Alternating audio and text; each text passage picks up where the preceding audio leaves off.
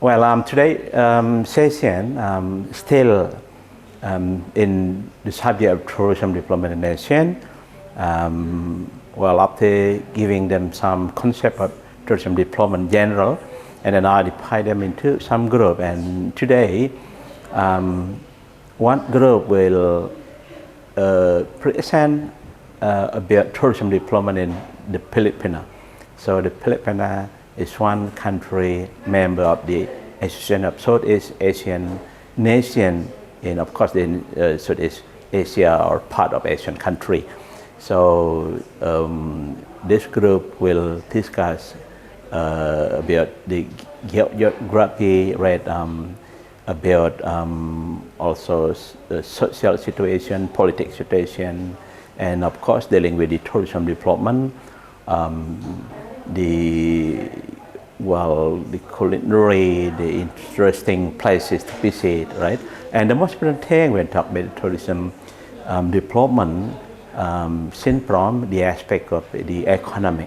So 60% of the GDP of the national GDP of Philippines coming from service industry, of course including from tourism industry, and 10% coming from agriculture. So they also wish to have sustainable tourism in the country. And of course there are some, let's say, dark side of tourism development in this country, including cultural exploitation. This is of course sound not good when you talk about the sustainability. So they have to protect their culture, so they will not lose their identity. Because when we talk about the sustainability development in tourism, of course, including the aspect of ecology and economic, and then of course social, culturally, they should be sustainable. And then we consider that the tourism development in this country will be, let's say, sustainable in the future. Okay. Okay. Well, good morning, class. It's time now to continue our presentation and discussion. So the last group are ready for presenting about the Philippines. As we have discussed about some other countries like Malaysia, Thailand, Indonesia, Singapore, and now we will explore more about the Philippines, especially the tourism development in the Philippines. So Philippines is one of our neighbor actually, and belong to Association of Southeast Asian country member. So we want to know about the tourism a little bit about the Philippines in general, and of course we're going to know from their presentation about the tourism development in this country. And then I'm going to also ask one question dealing with the GDP, right? Contribution, economic contribution from this sector. So of course you may respond to my question later after the presentation. So all of you, are you ready? Yes. Okay, so time is yours. Okay, thank you. Hi, today we're going to do a presentation about the Philippines. Yes, and our agenda for today is the geography, the climate, the flag and language, the religion of the country, the socio-political situation, culture, and different sides of tourism. Starting with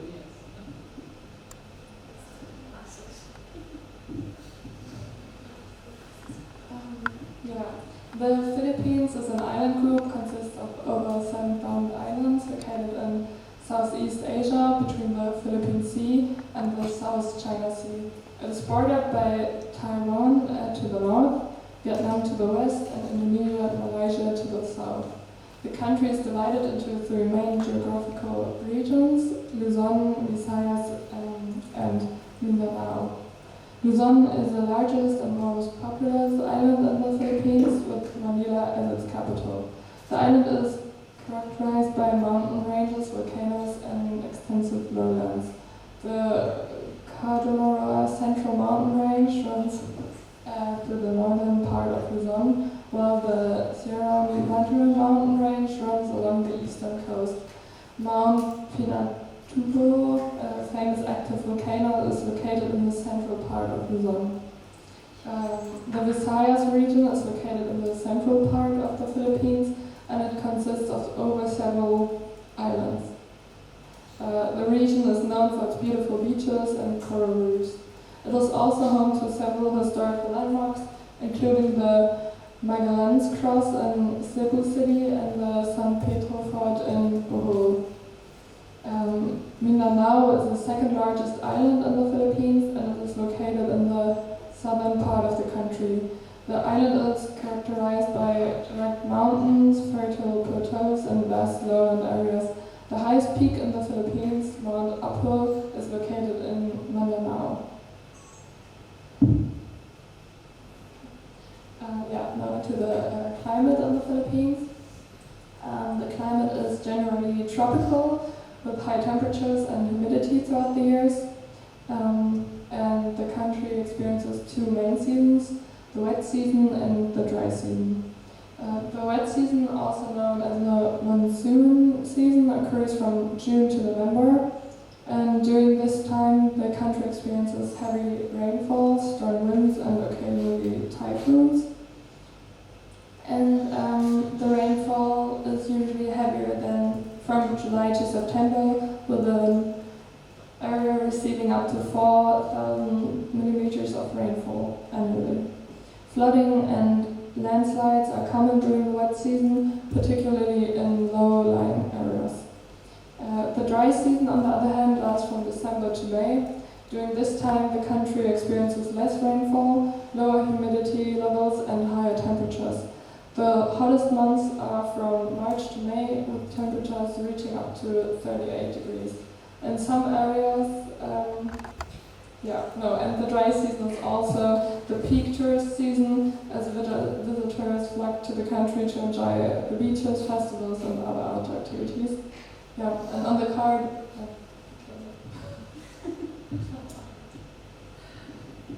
Okay, now onto the history of the Philippines.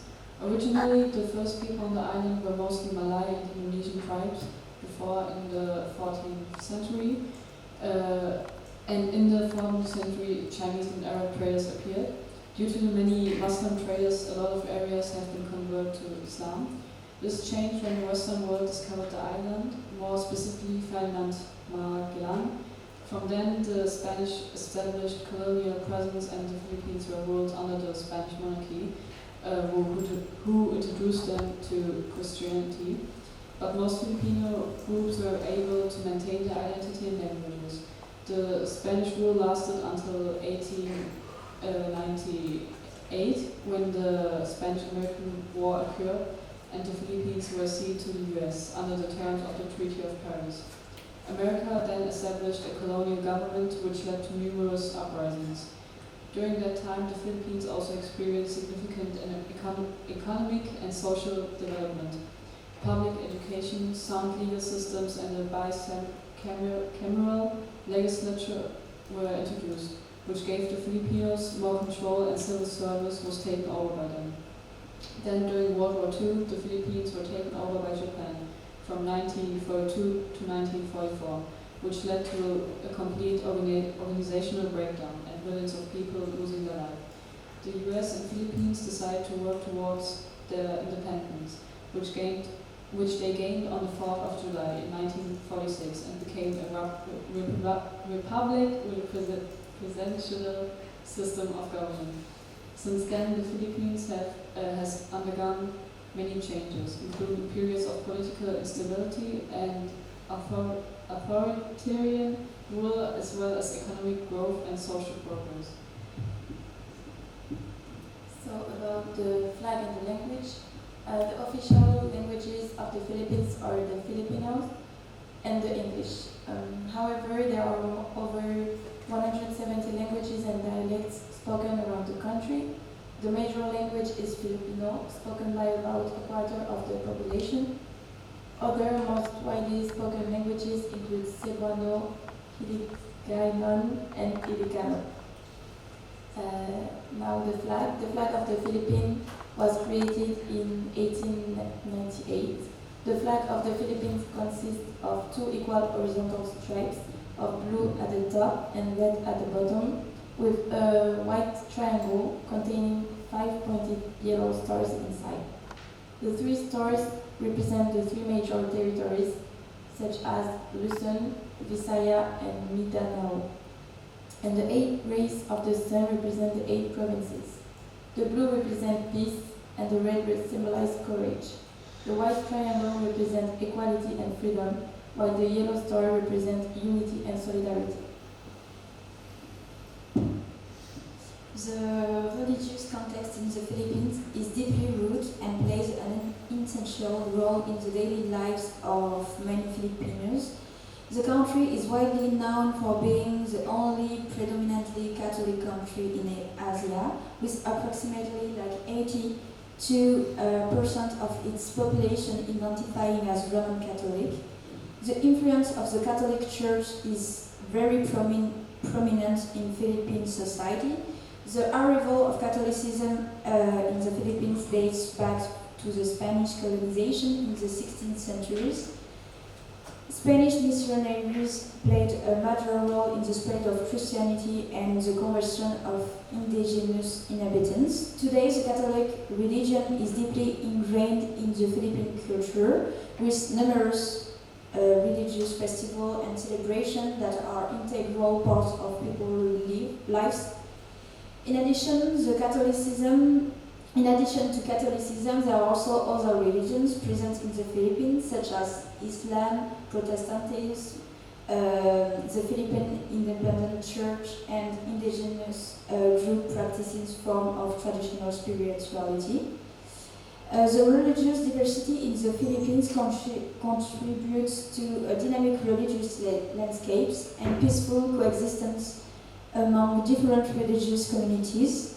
However, occasional tension can arise, particularly in certain regions where ethnic and religious conflicts have occurred. Overall, religion plays an important role in the social, cultural, and political life of Filipinos.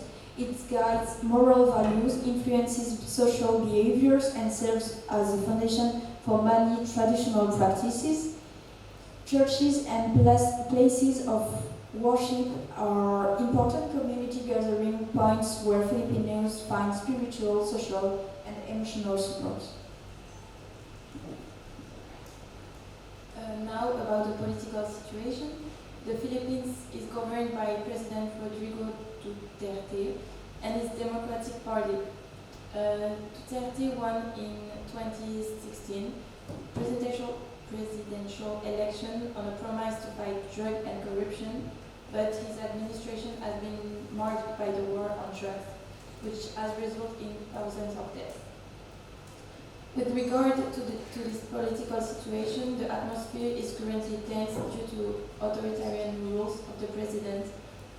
Some of these measures have been criticized by human rights groups as they resulted in human rights violations. Actually, the Philippines has a high crime rate, particularly with issues such as kidnapping, domestic violence, and murder.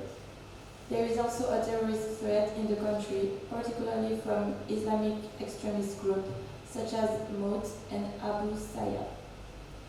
The situation worsened in 2017, which the battle for Marawi City, which left several hundred people dead and hundreds of people displaced. The Philippines faces a problem of terrorism, mainly due to radical Islamist groups such as M.Pa.C.POD, as I said before. So now about the social situation. The social situation in the Philippines is complex and diverse. The country faces numerous challenges, particularly in terms of poverty, economic inequality, and limited access to basic social services. Despite significant economic growth in recent years, a large portion of the population still lives in difficult conditions. Poverty particularly affects rural areas where farmers and informal workers struggle to meet their daily needs. Economic inequalities persist, with a growing middle class but a concentration of wealth in the hands of a restricted elite. Access to education, healthcare, and housing remains limited for many Filipinos, especially in remote areas and marginalized communities. Social challenges such as crime, human trafficking, and child labor continue to be concerns for the country. However, despite these difficulties, the Philippines benefits from a rich and diverse culture, remarkable community solidarity, and impressive resilience. Efforts are being made by the government and local organizations to improve the social situation, with a focus on empowering communities and promoting social inclusion. The economy of the Philippines is a rapidly developing, market-oriented economy that has shown sustained growth over the past few decades. It is the 34th largest economy in the world in terms of gross domestic product and is considered one of the next 11 economies, meaning it is projected to become one of the world's largest economies in the 21st century. The service industry is one of the biggest sectors, which accounts for around 60% of the country's GDP. The business process outsourcing, short BPO industry, is also growing significantly, which includes call centers, back office processing, and software development, among others. This has made the Philippines a popular destination for outsourcing and offshoring activities. The agricultural sector is also an important part of the Philippine economy, employing around 1/3 of the workforce and contributing about 10% of the country's GDP. The country is a major producer of coconut products, bananas, and pineapple, among other crops. The manufacturing industry accounts for around 30% of the country's GDP and focuses on electronics, food and beverage processing, and textiles. Despite its strong economic growth, poverty remains a significant challenge in the Philippines, with over 16% of the population living below the poverty line. The government has implemented various programs aimed at reducing poverty and promoting inclusive growth.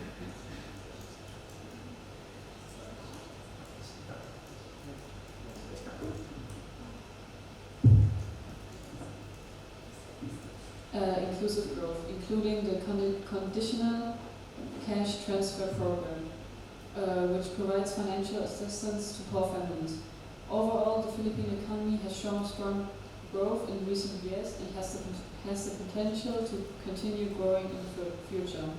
However, there are also challenges that need to be addressed in order to promote sustainable development and reduce poverty in the country. Alright, so next we will talk about culture, and we will split that into two parts. One that will be cuisine, and the other one will be traditional dances. So first we'll talk about food. Filipino cuisine is a vibrant and diverse fusion of flavors, which is influenced by various cultures and reflects the country's rich history and abundant natural resources. So now we will look at three most iconic Filipino dishes, with the first being adobo, and it's considered to be the national dish of the Philippines. It's like a savory, tangy stew made of meat, pork or chicken usually, vinegar, soy sauce, garlic and spices. And each region in the Philippines has its own unique way of preparing this adobo stew, which is making it a truly versatile and beloved dish. Secondly, we have sinigang, which is also a soup or stew type. It's a comforting soup typically made with tamarind and the base flavoring, which also often includes pork, beef or shrimp, vegetables, and sometimes a bit of calamansi, which is like certain agents. Also, Sinigang showcases the Filipino love for bold and refreshing flavors, which is also what the Philippine does, which is rich in. It's also a centerpiece dish, which is often served during like official events or festive occasions. It involves roasting a whole pig over an open fire, much like the Balinese babiolin, resulting in crispy skin and sweet-a-little meat. The Philippines is renowned for its lechon, which is particularly famous. It's a culinary indulgence that embodies celebration and unity. Next, we will talk about the traditional dances, which are deeply rooted in Filipino culture, because these vibrant and dynamic dances showcase the country's history, traditions, and diversity. They are a captivating blend of indigenous, Spanish, and Southeast Asian influences. So now we will take a look at those dances. Ting Ting is a popular and energetic folk dance that is originated in the province of Leyte. It involves dances skillfully maneuvering between bamboo poles rhythmically stuck together. The dance imitates the movement of birds dodging bamboo traps, and it embodies grace, agility, and precision. Secondly, we have Padango. Salah is a mesmerizing dance performing with lighted oil lamps balanced in the dancer's hands, heads, all around the body. Originating from the province of Mindoro, this dance showcases the grace and coordination of the performers as they move with elegance and precision. And last but not least, we have Sikil, which is a royal court dance that was influenced by an epic story of the Ramayana.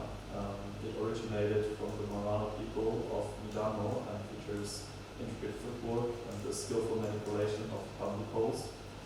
Sikil tells the tale of a princess who gracefully navigates through a challenging forest filled with fitting bamboo sticks. So to conclude, Filipino cuisine and traditional dances provide a window into the vibrant and diverse culture of the Philippines. Whether you're indulging in delicious dishes or being mesmerized by the local movements, these aspects of Filipino culture truly reflect the country's rich heritage and its warm local spirit. And we will continue with the different sides of tourism. And the Philippines, I will first talk about the attractive side of tourism in the Philippines. In the Philippines, tourist industry has a lot of appealing aspects, and I will tell you some of them now. First are the beautiful beaches, because they are renowned for it. It's one of the top vacation spots for beach lovers because to its clean seas, white sand beaches, and wonderful scenery. And next one is the biodiversity. Philippines rainforest is one of the biodiverse rainforests in the world and is home to several rare and endangered species. Tourists get the chance to get up close and personal with these rare flora and animals and learn more about conservation. Another one is the tropical climate. The Philippines has a lot of sunshine throughout the year and it's also warm. For those seeking to escape the cold, it's the perfect place to go. Next part is the adventure. Scuba diving, snorkeling, trekking, island hopping, and water sports are just a few of the adventure activities available in the Philippines. You may take part in thrilling activities and discover the nation's breathtaking natural splendor. Another point is the culture. The most varied ethnic groups and geographical locations of the Philippines have an impact on the rich culture of the nation. Visitors have the chance to take part in regional celebrations and customs like Ati-Atihan on Panay Island or the Sinulog Festival in Cebu. Also, the food has a lot to offer, like it was mentioned before. The complexity and variety of taste in Filipino food are well known. There are multitude of gastronomical delights to explore, from the well-known meals like adobo and lechon to numerous local delicacies that differ from area to region. And lastly, hospitality. The Philippines are renowned for their friendliness and warmth toward guests. The residents are pleased to assist visitors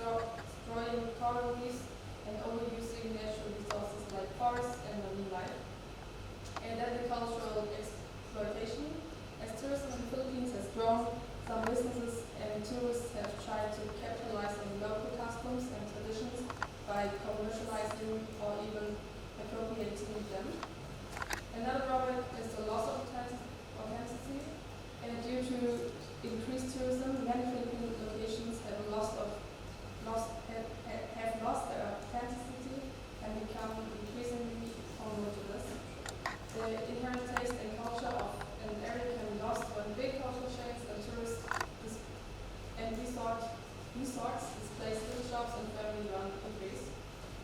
Lastly, protection concerns. Although the Philippine government makes an offer to guarantee the protection of visitors, there are still certain areas where crime and violence are a problem. It is important for tourists to know which places are safe to visit and which ones they should stay away from. Overall, tourism in the Philippines is a double-edged weapon. Although it provides economic benefits and allows travelers to experience the beauty and culture of the Philippines, it can also lead to issues. It is important that the government and the private sector take action to make tourism sustainable and to counteract the negative impacts. Yes. This was our presentation. I hope you enjoyed it and thank you for your attention. Yeah, give them clap. So thank you for your participation along with the tourism development in Philippines. And guys, you have already heard an explanation dealing with the Philippines. Yes, one thing basically, well, this country has more than 7,000 islands, right? And then it's similar to Indonesia, right? We have also what's that colonization, and then Indonesia was independent in 1945. Philippines independent in 1946, right? And well, in dealing with the economic situation, 60% the GDP coming from the service sector, right? Service sector 60%, right? And then 10% from agriculture. So if we well look further, there's this estimation from tourism sector. Is that automatically from tourism sector 60% or from the from 60% from in the service sector, including tourism sector, and well, some other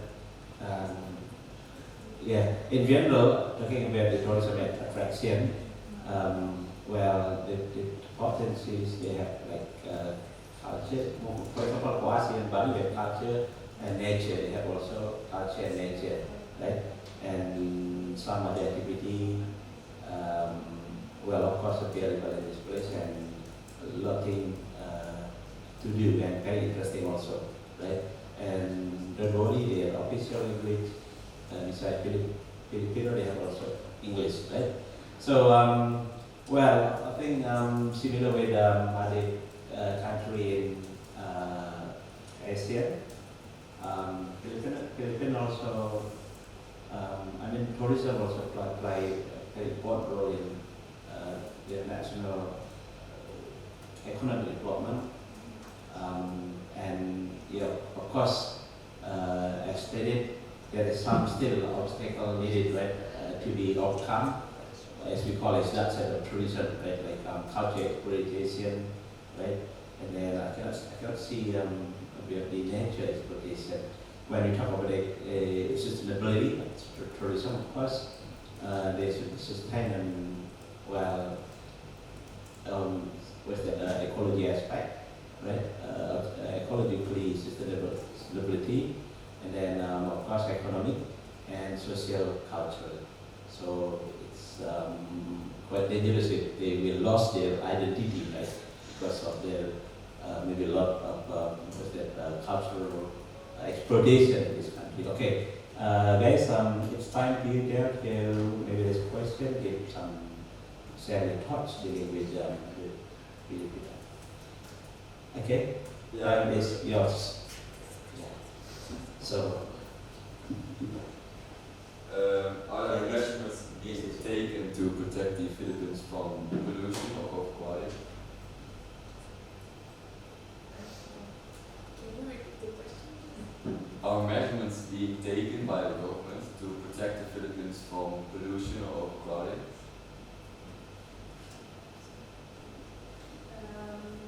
Yeah. Any idea? That's that side of tourism, right? Yes. So the question, well, probably, is there any effort today to solve the problem, right? If yeah, that happen all the time, just no good for Philippines.